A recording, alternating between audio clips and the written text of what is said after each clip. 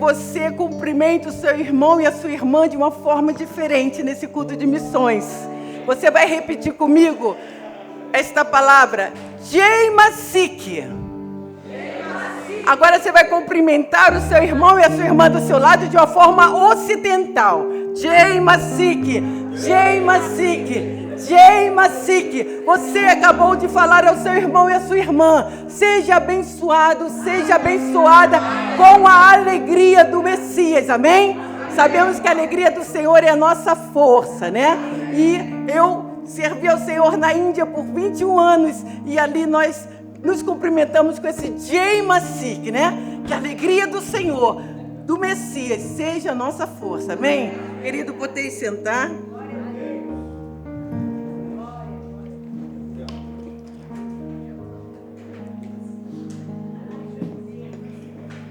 Para mim é um privilégio, uma honra servir ao Senhor aqui na nossa amada igreja missionária, né? Igreja Verbo da Vida do Retiro dos Motoristas. E quando o Senhor me deu essa boa notícia da vontade dele para a minha vida, de vir como membro desta amada e conceituada igreja, né? Debaixo de uma liderança de um pastor ungido, amado nosso pastor Marcelo de Almeida, foi justamente na conferência do ano de 2021, quando falava da Ásia. Eu trabalhei na Ásia por 21 anos, e quando eu vim aqui nessa conferência e senti a presença de Deus de uma forma tão poderosa, e conheci um pouco da história missionária desta igreja, que é fruto de missões, né? Um casal que se submeteu à vontade de Deus e deixou sua terra, sua parentela, seu povo e vieram à nossa nação para fazer a vontade de Deus, para ministrar com unção, com graça, com visão, as estratégias e a visão do Senhor para a nossa nação. E aqui estamos desfrutando, né, dessa excelência da presença de Deus, da palavra de Deus, do louvor de Deus, de uma forma tão maravilhosa.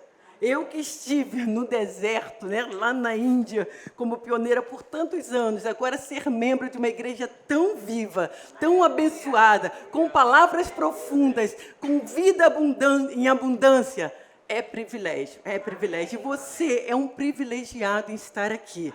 Você é um privilegiado em fazer parte desse mover de Deus neste lugar. E Deus nos chama com um propósito eterno.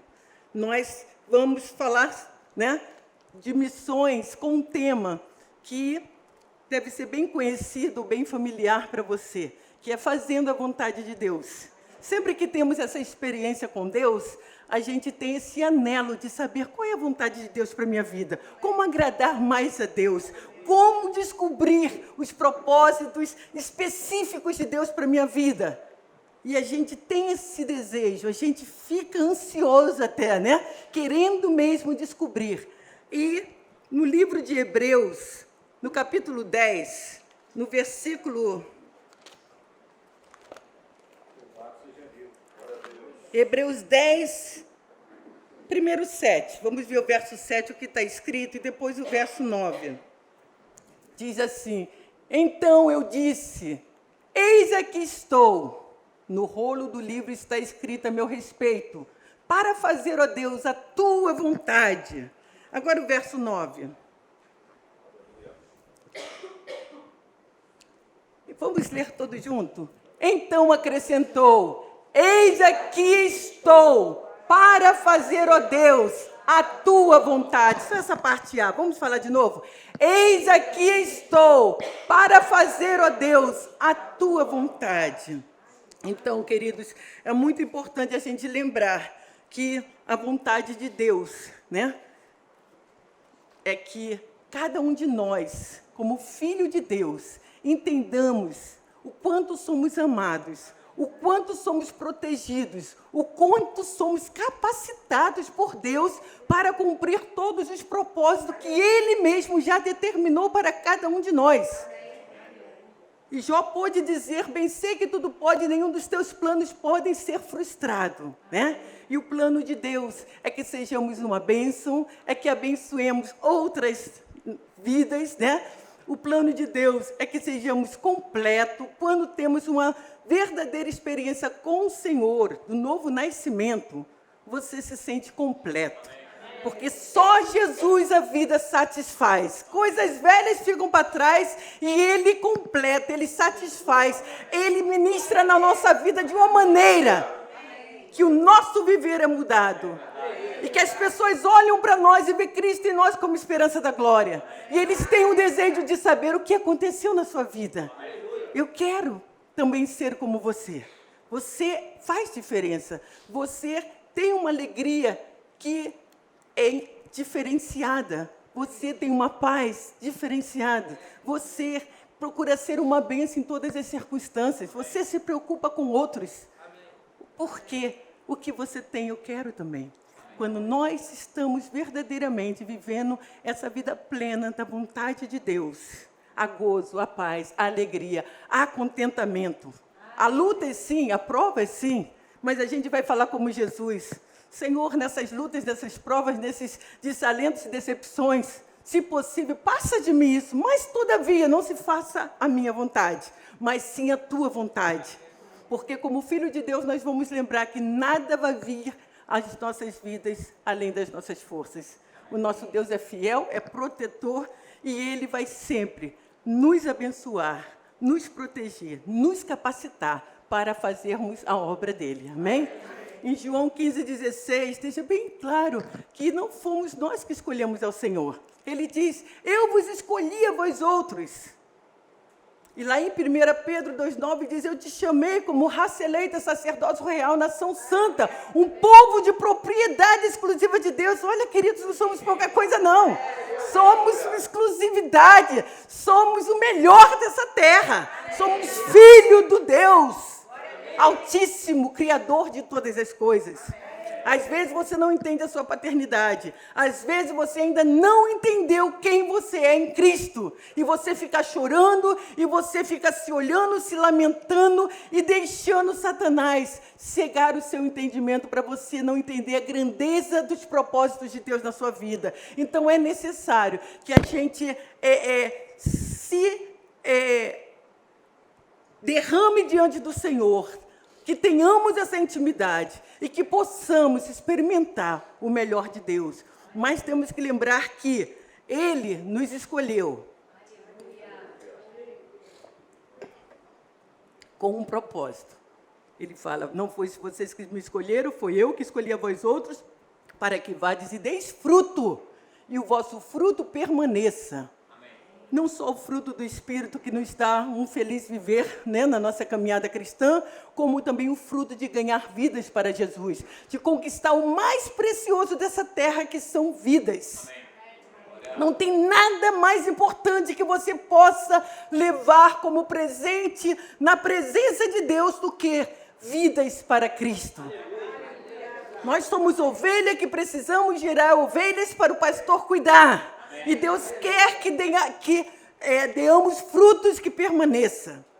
Se a nossa vida está na rocha, se nosso testemunho de vida faz diferença, as pessoas que através de você conhecer Jesus, vai ser parecido com você. Vai ser seu discípulo, porque você é discípulo de Jesus, vai parecer com Ele e também vai continuar dando fruto e trazendo alegria, paz e esperança para esse mundo caído, para esse mundo sem Deus, para esse mundo que jaz no maligno.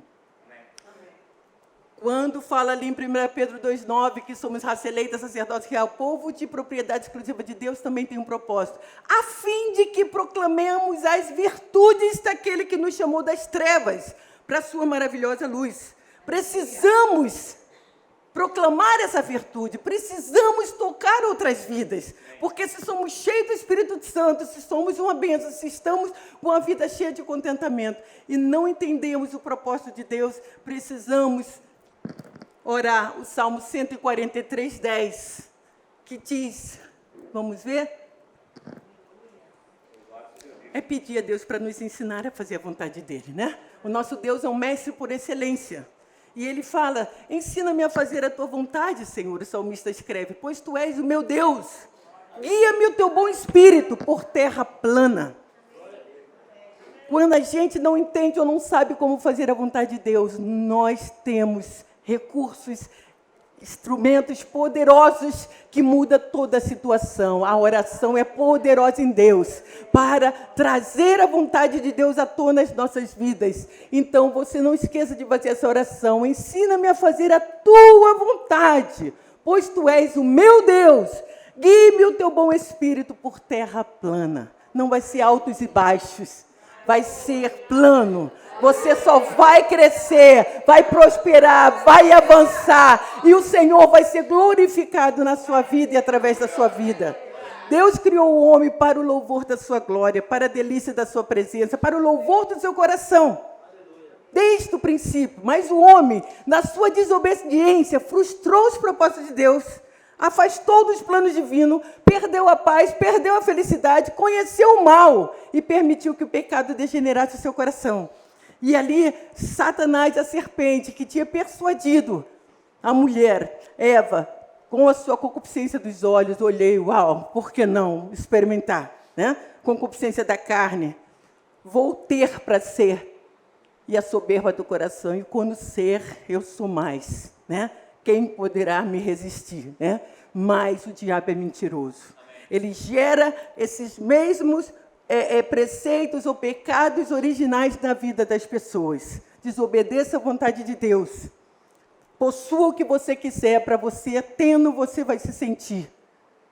E sentindo você vai se achar melhor do que outros. Ele é mentiroso. Não confie nas astutas ciladas de Satanás. Mas o lindo de tudo é que o primeiro missionário na face da terra, ou o primeiro missionário na história da humanidade, se manifestou no momento que os pecadores estavam desprotegidos, com medo, desestruturados, escondidos. O missionário Deus, onisciente, onipresente, onipotente, que sabe de todas as coisas, e sabia muito bem que naquela condição de pecado, de desobediência, o homem não ia ter coragem de sozinho se voltar para ele. Ele vai à procura do pecador e pergunta, aonde estás? E agora, aqueles que pecaram contra a vontade de Deus, com medo, nu, desprotegidos, sensíveis, chegam na presença do primeiro missionário e faz as suas justificativas, nada diferente de hoje, né? Mas também recebem as consequências do pecado, porque todo pecado tem uma consequência. E tem uma consequência pior ainda, porque a palavra diz que o salário do pecado é a morte. Mas o primeiro missionário não permite que essa morte eterna frustre os propósitos dele naqueles que ele criou para a sua glória. Ele entra em ação de uma forma poderosa. E ali ele começa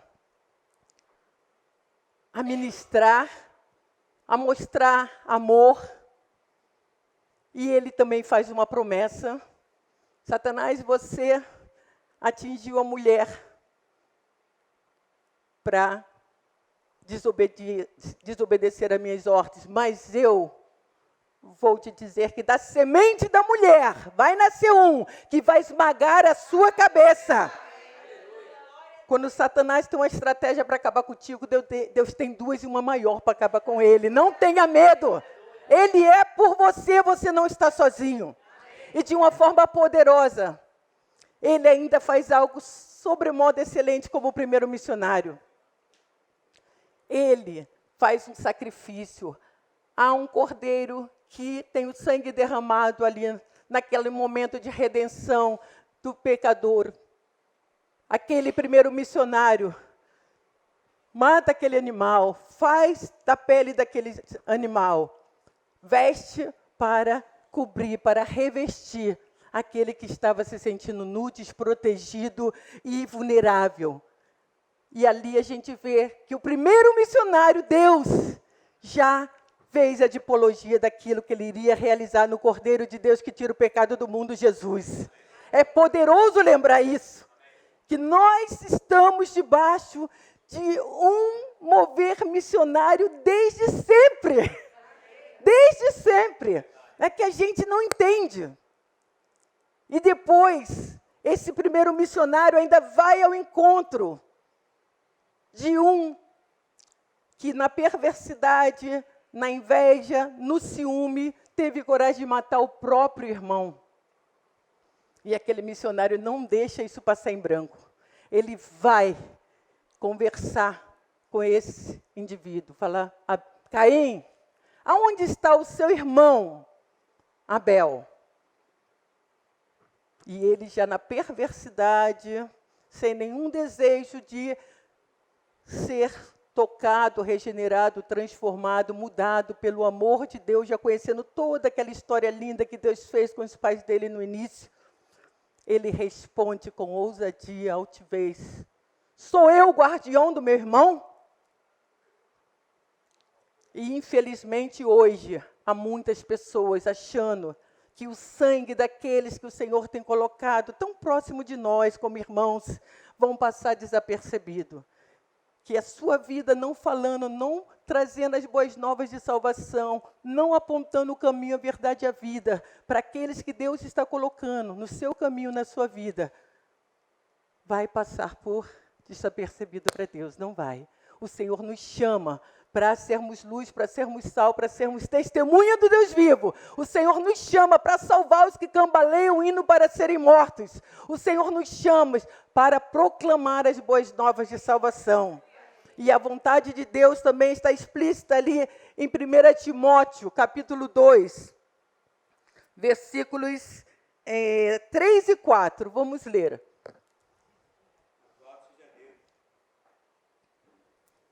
Isso é bom e aceitável diante de Deus. Não esqueça dessa primeira parte. Isso é bom e aceitável diante de Deus, nosso Salvador, o qual deseja que todos os homens sejam salvos. Todos os homens sejam salvos e cheguem ao pleno conhecimento da verdade. A vontade de Deus é que nenhum daqueles que Ele criou para a sua glória pereçam. Todos precisam saber, pelo menos uma vez, que Deus enviou um Salvador. Cheio de amor, de compaixão, capaz de entrar no mais profundo que seja o pecado, a dor, a luta, os problemas. Por mais profundo que seja o poço do lamaçal, que esse pecador esteja, o amor de Deus é muito mais profundo para chegar lá e levantar essas vidas. Porque não há milagre maior do que pecadores serem transformados em filhos de Deus. Não há milagre maior. Pode haver milagres físicos, pode haver milagres financeiros, pode haver milagres na cura emocional, mas o maior é ver um pecador sendo transformado em filho de Deus. Por isso, Deus demonstrou o amor dele de uma forma sobremodo excelente. Ele amou o mundo de tal maneira que mandou o seu único filho. Ele fez do seu único filho um missionário. Um Deus missionário faz o seu filho missionário. E ele continua nesse processo de nos fazer missionário para a glória dele. E Ele deu o melhor. E Ele deseja que nós demos o nosso melhor para a glória dEle. E com um propósito. Deus amou o mundo de tal maneira e deu seu Filho unigênito para que todo aquele que nele crê não pereça, mas tenha a vida eterna. Esse propósito é maravilhoso. E nós não podemos guardar essa notícia maravilhosa só para nós. Esse amor não pode ficar guardado só para nós. Temos que dizer que Deus ama as pessoas, nossa vizinhança, a sua vizinhança onde você mora, o seu pessoal do seu trabalho precisa saber, os seus amigos de colégio, de escola, de faculdade precisam saber. As pessoas, quando você se transporta para ir em qualquer lugar, para comprar alguma coisa ou para se locomover para um trabalho, para algum lugar, precisa olhar para você e ver que há esperança, que há vida, E você precisa abrir a sua boca e profetizar. Você é amado de Deus, Jesus te ama, Jesus mudará a sua sorte, Jesus é o caminho, a verdade e a vida. Ele se declara, eu sou, desde o começo, né, da história. E ele fala, eu sou o caminho, eu sou a verdade. Lá na Índia eu descobri que tem uma frase no brasão da Índia que diz, Satyaneva Joyote, está no sânscrito. E eu fui pesquisar essa palavra, Satyaneva Joyote. E eu fiquei maravilhada em descobrir que essa palavra, que essa frase que está no brasão do governo da Índia, diz assim, a verdade triunfa, somente a verdade triunfa, sozinha a verdade triunfa. Oh, glória, Jesus é a verdade. E somente Jesus a verdade triunfa. Sozinha a verdade triunfa. E eu coloquei na nossa missão lá, né, o brasão, coloquei em sânscrito, coloquei em bengala, coloquei em inglês, né? A verdade triunfa, a verdade é Jesus, Ele te ama. E sabe, muitas pessoas vieram querer conhecer mais sobre essa verdade e quem era esse Jesus. Deus nos dá estratégias poderosas usando aquilo que já existe. Não é coisas novas, não, né? É um novo para nós que temos uma nova esperança e uma nova experiência para ser usada para a glória de Deus, porque Ele é um Deus que sempre traz coisas novas. É só buscarmos de todo o coração, é só nos derramarmos diante dEle. O Senhor nos criou para termos essa intimidade. Tem amigas minhas que falam, você é muito possessiva, meu pai. Eu falo, é meu pai mesmo, meu Deus é meu pai, e se está com ciúme, não quero saber, sabe? Então faça essa possessão também, que ele também vai se alegrar. E Deus faz mesmo melhor.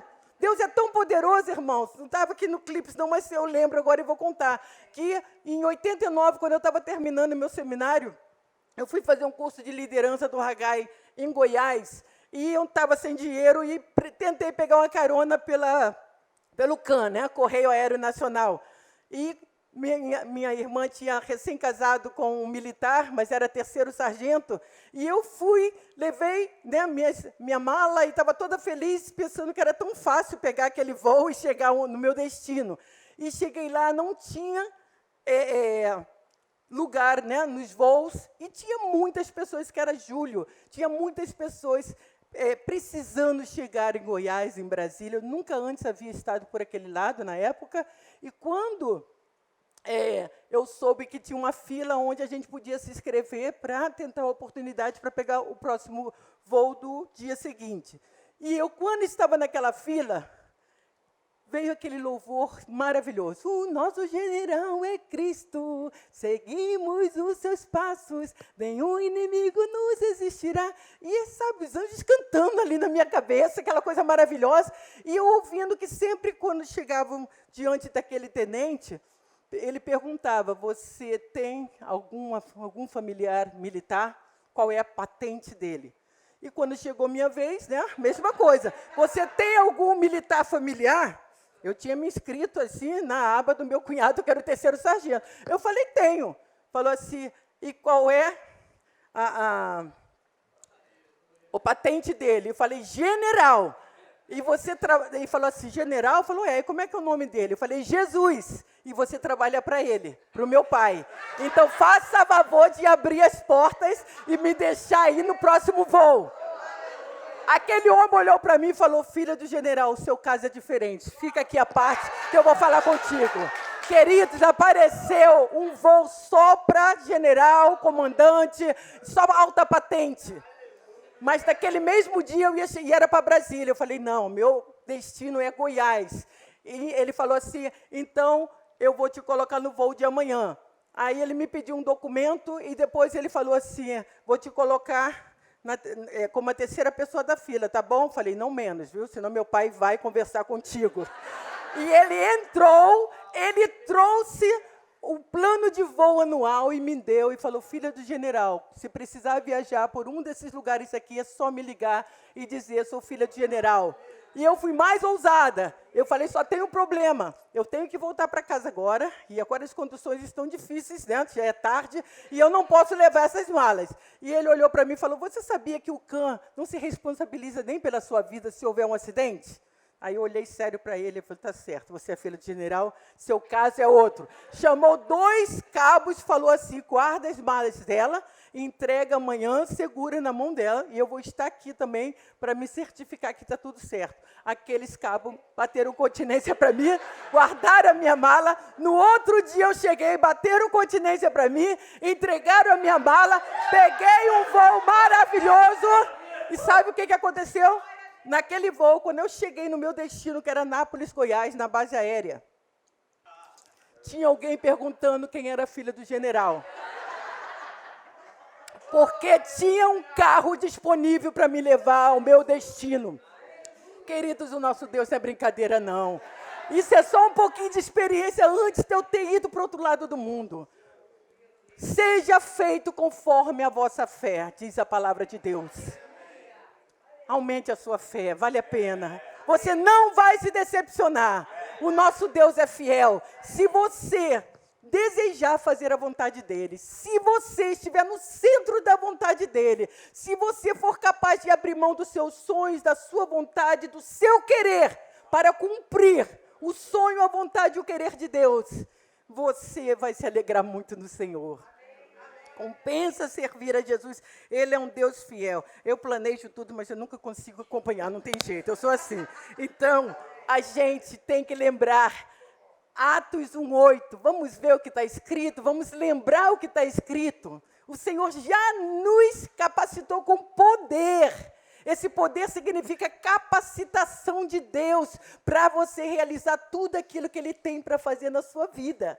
Tudo, tudo. E ele diz, mas recebereis poder ao descer sobre vós o Espírito Santo e ser-me-eis testemunhas, tanto em Jerusalém como em toda a Judéia, Samaria e até os confins da terra. O Espírito Santo já veio, já habita dentro de nós, já nos apoderou de tudo que Deus tem para a nossa vida, só temos que tomar posse, né? Efésios 1:3 diz que Deus nos abençoou com todas as sortes de bênçãos nas regiões celestiais em Cristo Jesus. Eu lembro que quando eu vi uma mensagem sobre isso, eu falei, se Ele já me abençoou com toda sorte de bênção, aonde estão essas bênçãos? Porque me falta tanta coisa. E eu fui perguntar ao Pai, né? Quando você não sabe, né? A gente vai orar e vai perguntar. E Deus falou, está comigo. Chega mais perto. Passo a passo. Na intimidade, na fé, na coragem, na confiança. E no momento certo, eu vou estar te entregando uma a uma, todas as que eu planejei desde o teu nascimento. Lembra, lá em Salmo 139, fala que antes da gente nascer, o Senhor já tinha feito planos a nosso respeito. Os planos de Deus são excelentes. Satanás tenta frustrar o nosso eu, a nossa vida, a nossa carnalidade, né? Que é sempre essa luta da carne contra o espírito, tenta nos direcionar para lugares perigosos, vazios, desestruturados, aonde vai nos deixar completamente desprovisado da glória e da presença de Deus e vai nos deixar vulnerável para Satanás agir. Então, precisamos estar nessa intimidade, porque a vontade de Deus é que você entenda que você é um missionário em potencial. Ele te chamou para dar fruto e Ele te chama. Tem uma conscientização missionária que eu quero que você nunca mais se esqueça. Cada cristão é um missionário. Repita, eu sou um missionário, eu sou uma missionária. Fala para o seu irmão, você é uma missionária, você é um missionário. E sabe o quê? Sabe qual é o seu campo missionário? O meu campo missionário? Cada coração sem Deus. Cada coração sem Deus é o nosso campo missionário. Mesmo que Deus tenha um propósito específico, como teve com Abraão, como teve com o nosso pastor Bud, fundador, né? Como teve na minha vida me chamando para ir lá para o outro lado do mundo, para a Índia. Mesmo assim, não podemos esperar chegar lá para ver o meu campo missionário. Não. Na minha caminhada, quando eu morava na Inglaterra, eu ganhei vidas de várias nações para Jesus. Aqui no Brasil, antes de eu ir, eu me envolvi com a igreja, eu me envolvi com o evangelismo, eu trabalhei em várias áreas. Quando eu me preparava num seminário, eu pegava um trem todo dia de quase 1 hora. Eu evangelizava na ida e na volta, depois de trabalhar um dia inteiro. Porque eu ficava pensando, essas vidas, se tiver um acidente aqui, se morrer, sabe, eles não vão ter nunca mais uma esperança de saber que Jesus ama eles. E fundamos o grupo Missão Mite de seminaristas, de seminário batista e seminário assembleiano.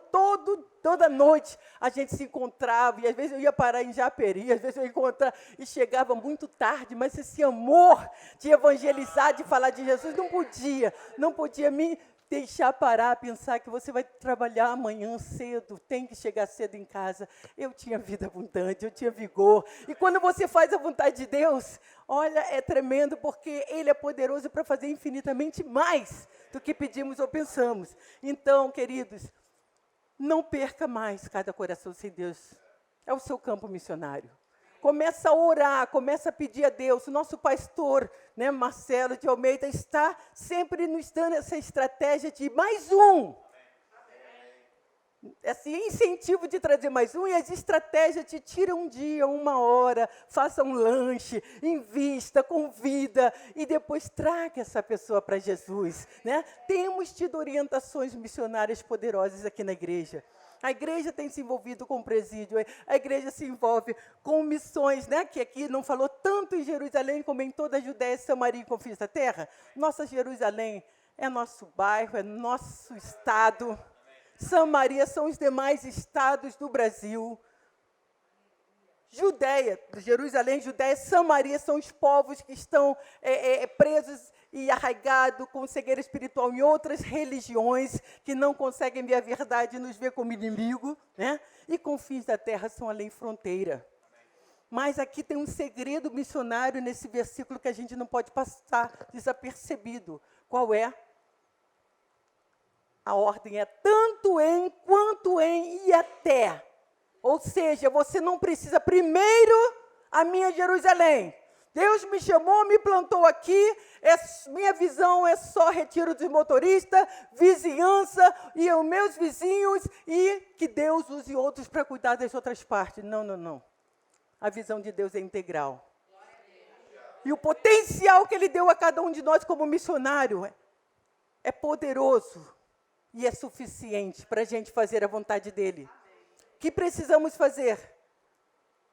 Sabe, porque você é um missionário em potencial, porque missões se faz com as mãos. Levanta suas mãos, faz assim, mãos, se faz com os joelhos e se faz com os pés. Então, não tem ninguém que não tenha esse potencial completo de ser um missionário completo para fazer a vontade de Deus. Com as mãos trabalhamos, garinhamos fundos e podemos investir em missões para que a obra do Senhor seja feita na nossa Jerusalém, Judéia, Samaria e até os confins da terra. Com os nossos joelhos, podemos pedir às nações por herança, como está escrito no Salmo 8, versículo 2. Pede-me, o Senhor diz, às nações por herança. Olha que pedido que Deus manda a gente pedir. Pequeno, né? Pede às nações, não fala a nação, fala às nações por herança e os confins da terra por tua possessão. Já pensou? Filho de Deus, filho do rei, você é dono do mundo. E Deus quer te usar para abençoar o mundo. A ONU nos diz que temos hoje 193 nações registradas, com uma população mundial de mais de 6 bilhões de pessoas. E agora, desses bilhões de pessoas, há bilhões de pessoas ainda cambaleando, indo para serem mortos. Há pessoas ainda que nunca ouviram falar de Jesus. Há pessoas ainda que nunca ouviu e nem pensou que é tão amado pelo seu Deus, seu Criador, que mandou o seu Filho unigênito como Salvador do mundo, para salvar todo mundo, para que nenhum deles pereça, mas chegue ao pleno conhecimento da verdade. Mas nós, igreja, ainda estamos com a visão muito pequena. Nós ainda estamos só olhando ao nosso derredor. A gente não consegue levantar os olhos e ver que as colheitas dos campos estão brancos para a ceifa. Que o tempo é oportuno, é hoje. Precisamos nos despertar. Precisamos ouvir o clamor do mundo. Há um clamor do mundo. E como missionário eu posso entrar no mundo? Através das suas orações. Você pode ter um mapa mundi, ou um globo, e você pode separar um tempo para entrar em todas essas nações e apresentar cada um deles ao Senhor. Cada geração, cada faixa etária, cada governo. E o Senhor é poderoso para fazer além do que pedimos ou pensamos. Ele deseja que você, a partir de hoje, com essa conscientização que pertence a um Deus missionário, que o seu único filho foi enviado como missionário e salvador do mundo, e que você foi chamado, separado e convocado ao ID. Jesus, antes de ascender aos céus, ele revelou o maior desejo do coração dele. Falou, eu estou indo, mas vocês, que já vão receber o poder, a minha capacitação, têm uma missão. Leve o ID a sério. Ide por todo mundo, pregue o evangelho a toda criatura. Ele ministrou para quantos? Um grupo pequeno. E esse grupo, na época, o mundo era menor e também havia uma população menor, mas esse evangelho chegou em todas as partes, com poder, com prodígio, com milagres, com vidas, com transformações poderosas. E quantos missionários se levantaram para fazer a obra de Deus, não tendo a vida por preciosa. Paulo mesmo, que era um perseguidor, se transforma agora de um grande missionário. E ele fala em Atos 20 e 24, mas em nada tenho a minha vida por preciosa para mim mesmo, contanto que eu cumpra com alegria a minha carreira e o ministério que eu recebi do Senhor Jesus, para dar testemunho do Evangelho, da glória de Cristo. Ele agora entendia o seu chamado, entendia o seu propósito de viver. E nós precisamos entender isso. Deus pode usar você para ganhar multidões. Deus pode responder a sua oração para salvar um povo. Você sabia que dentro do nosso Brasil há povos ainda não alcançados ou menos alcançados? Em 280 e poucos povos que estavam para serem alcançados, hoje temos uma estatística de, acho que, 137 grupos. Entre eles tem muitas tribos indígenas passando fome, necessidade. Eu tenho um amigo piloto da Asa de Socorro, que a semana passada foi para o Yanomami se levar muita comida, e mostrou foto. O povo está minguando, está morrendo, está sem alimento, sabe? Sem amor, sem salvação. Mas graças a Deus que as igrejas estão se unindo para fazer a vontade de Deus, para levar pão, para levar saúde, para levar vida. Amém. A palavra de Deus diz também em Mateus 25, eu amo muito, que a obra de Deus tem que ser integral. As pessoas costumam chamar de ONG, de obra social, mas não é não. É obediência integral à palavra de Deus. Quando Jesus fala, eu tive fome, me deste de comer. Eu tive sede, me deste de beber. Eu estava nu, me vestiste. Eu estava perambulando, me hospedaste. Eu estava preso, me visitaste. Eu estava enfermo, cuidaste de mim. E a pergunta ali é, quando, Senhor, você esteve nessas tais condições? E a resposta é, quando você faz a um desses pequeninos, a mim o fazes. Então, nós temos que ver a visão de Deus, a visão missionária, o desejo do coração de Deus, com o olhar de Deus. Queremos fazer a vontade de Deus. Estamos orando como salmista, eis aqui venho para fazer, Deus, a tua vontade, ó Deus. Então o Senhor agora te conscientiza a dar passos mais fortes, a ter uma vida mais profunda com Ele, com intimidade com Deus, a entender que é maravilhoso servir ao Senhor, que é maravilhoso estar nas mãos do Senhor, cumprindo o propósito divino. Ele te chamou para ser bênção, Ele te chamou para ser luz, Ele te chamou para ser canal, para levantar os que se levantam, para abençoar, para ajudar, para sustentar, para orar. Ele te chamou para mostrar o amor dele a cada pessoa que tiver ao seu redor. E quando você começa a fazer a vontade de Deus, você se sente tão completo, tão feliz, tão abençoado, que a gente não consegue mais ficar sem fazer isso. Né? Eu já voltei para o Brasil, tem que no ano 2020 eu voltei na Índia, mas quando eu chego aqui, Deus me dá a oportunidade de cuidar de uma vida, como da Elialda, eu não posso deixar. Eu falo, meu Deus, o mais precioso dessa terra, querendo conhecer Deus, querendo ser liberta, querendo uma nova vida, querendo ter esse acesso aos céus. Ai, todo esforço desprendido não é o suficiente para a gente investir nessa preciosidade de ganhar vidas para Jesus. Compensa servir a Jesus. Esse é meu lema. Todos que me conhecem aí, né, sabem que quando escuta essa frase, compensa servir a Jesus, ele é fiel. Fala missionária Ana Maria. Porque compensa mesmo. É maravilhoso pertencer a esse Deus de amor e fazer parte do mover dele. Então, queridos, também tem uma frase que está ressaltando aqui, de um missionário que eu amo muito, chamado Oswald Smith, que ele desejou muito fazer a vontade de Deus, e Deus usou ele de uma forma poderosa, e ele deixou algumas frases para a gente. Né? E uma das frases toda igreja que faz missão é missionária, mas nem toda igreja missionária faz missões. Vou explicar para vocês. Aqui tem missão no singular e missão no plural.